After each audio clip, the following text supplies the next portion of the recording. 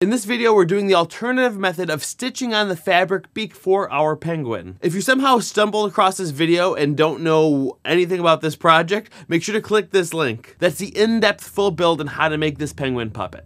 So the first thing I'm going to do on this is a little bit of a dry fit. So I'm just going to slide it on and mark a couple dots around it so I know where to put the glue.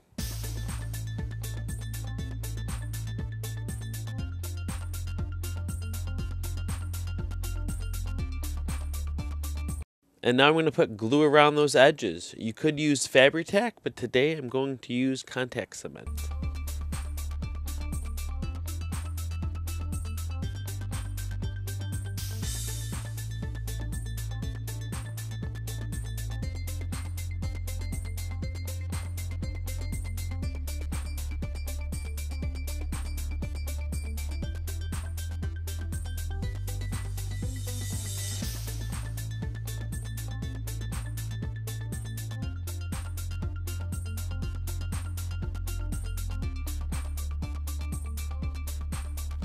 And once that's all dry, you can carefully slide this back on. Be sure not to accidentally transfer any glue from your fingers to the front of the fabric. It's going to be hard to get that out. But then carefully just go around and press it down all around the edges until you get a snug fit. Next, we're going to glue the fabric mouth plate into the puppet. I already put the contact cement down, and I carefully glue it all the way around the edges. Be sure that the velvet fabric mouth plate is laying flat against the plastic. You don't want any wrinkles in there.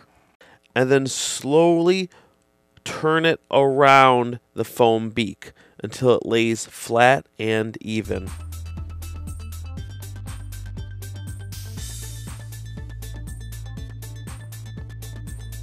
You might have to gently pull on it to get any wrinkles out.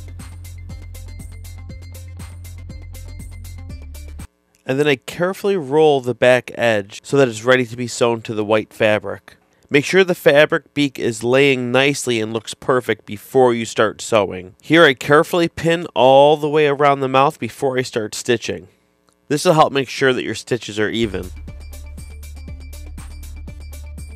Once you're ready, get sewing. I like to use a ladder stitch to do this.